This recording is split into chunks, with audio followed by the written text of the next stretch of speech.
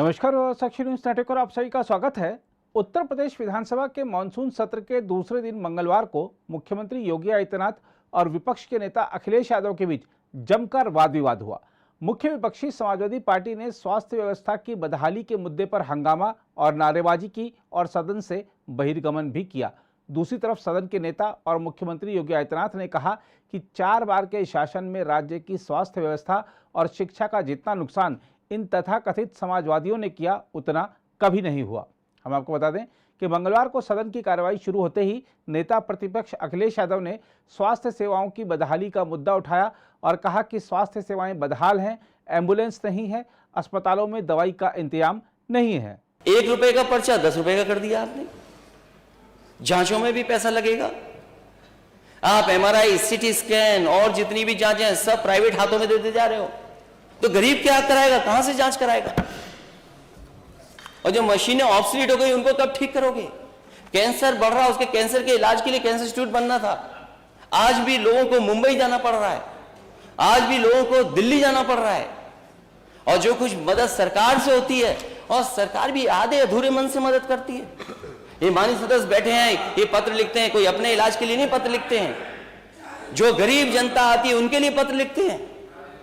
अरे इतने गरीब कब से हो गए नेता सदन? आपकी तो डबल इंजन की सरकार है, आपको तो डबल पैसा देना चाहिए, और फिर उसमें भी हिसाब किताब देखते हैं आप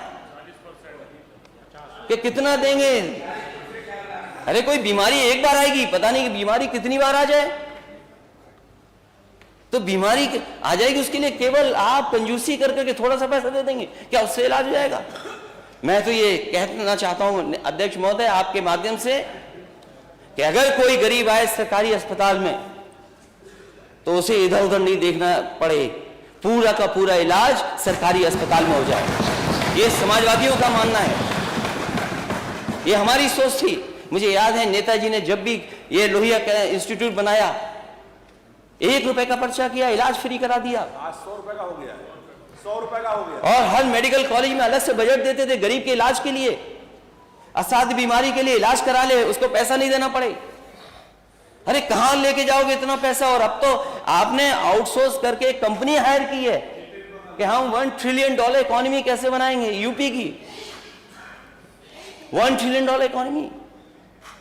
आपको लगता है दिल्ली वाले मदद नहीं कर रहे जितनी मदद करनी चाहिए आपको? अरे दिल्ली की सरकार यूपी से बनती है, आप बताइए दिल्ली वालों को और पैसा लाइए। आप अपना घोषणा पत्र दोबारा पलट के नहीं देखते क्या? आपने कितने एम्स बनाने के लिए कहा था? 5 साल चले गए, कितने एम्स बन गए आप? यही नहीं, नेता प्रतिपक्ष ने स्वास्थ्य महकमा संभाल रहे उप मुख्यमंत्री ब्रजेश पाठक की ओर से इशारा करते हुए कहा कि अब ये छापामार मंत्री बन गए हैं और इनके छापों का कोई असर नहीं है। अखिलेश यादव ने कहा कि जैसे झोला छाप डॉक्टरों की कोई मान्यता नहीं है, वैसे ही इनकी यानी उप मुख्यमंत्री की भी कोई मान्यता नहीं है।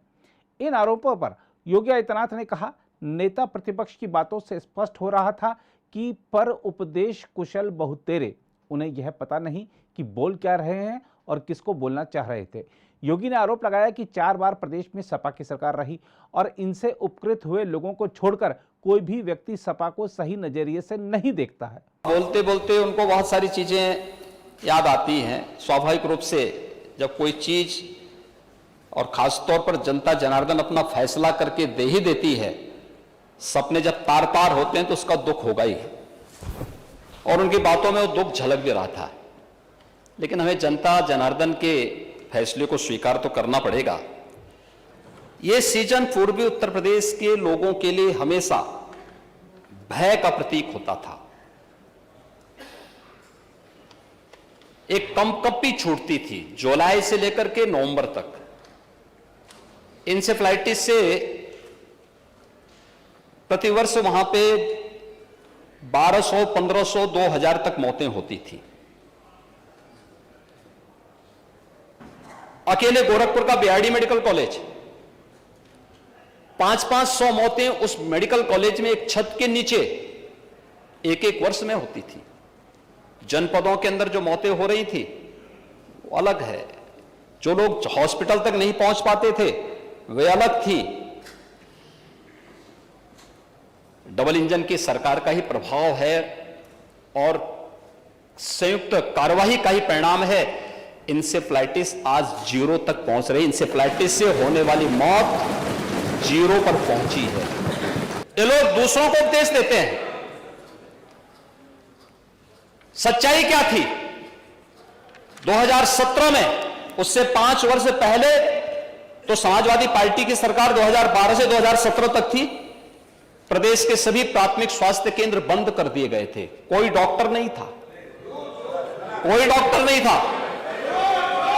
ज्यादातर सीएससी बंद के कगार पर थे। सुनिए नहीं। और यही नहीं, जनपद और जिस जिला चिकित्सालयों की स्थिति भी कितनी दयनीय थी, जर्जर स्थिति थी। और आज मैं कह सकता हूं 108 एम्बुलेंस के रिस्पांस टाइम को इस सरकार ने और अच्छा करने का प्रयास किया है, उसमें सुधार हुआ है। आज सरकार के प्रयासों के परिणाम स्वरूप प्रदेश में 1 डिस्ट्रिक्ट 1 मेडिकल कॉलेज की तरफ हम लोग बढ़ रहे हैं। आज मैं कह सकता हूं उत्तर प्रदेश के अंदर डबल इंजन की सरकार का ही प्रभाव है और संयुक्त कार्रवाई का ही परिणाम है कि आज प्रदेश के 59 जनपदों में एक मेडिकल कॉलेज या तो बन चुका है या बनने की ओर अग्रसर है। उस पर कार्रवाई चल रही है। जो शेष 16 जनपद हैं उन पर भी इस कार्रवाई को सरकार आगे बढ़ाने का कार्य कर रही है। मेडिकल कॉलेज से उनको परहेज है, हॉस्पिटल की सुविधा से उन्हें परहेज है। और तो और कोरोना महामारी के दौरान पता नहीं नेता प्रतिपक्ष कहां गए थे। मुझे तो लगता है किसी ने, हम लोगों ने तो कभी नहीं देखा उनको बाहर निकलते हुए।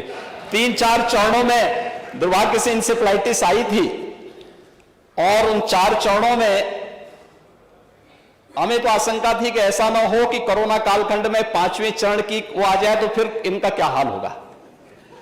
लेकिन ईश्वर की कृपा थी कि कोरोना हम लोगों ने नियंत्रित करने में सफलता प्राप्त की।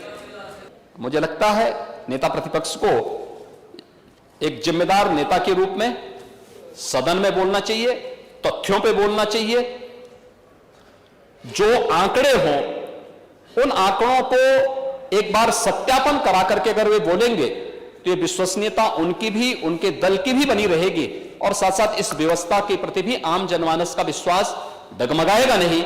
और यह अगर विश्वास डगमगाएगा ये लोकतंत्र के लिए बहुत खतरनाक दिन होगा, क्योंकि जनमानस की भावनाओं के विरुद्ध जब भी कोई आचरण कोई व्यक्ति करेगा तो वह अविश्वास की स्थिति पैदा करेगा और वो लोकतंत्र के लिए सबसे खतरनाक दिन होगा। दुर्भाग्य से कुछ लोग अपने निहित स्वार्थ के लिए इस प्रकार का आचरण करते हैं या कर बैठते हैं। इसको लोकतंत्र में कहीं मान्यता नहीं देनी चाहिए। अगर आप भी लेना चाहते हैं देश दुनिया की तमाम जानकारी तो आज ही सब्सक्राइब करें हमारे चैनल को। साथ ही नीचे दिए बेल आइकन को जरूर दबाएं ताकि हर अपडेट आप तक पहुंच सके।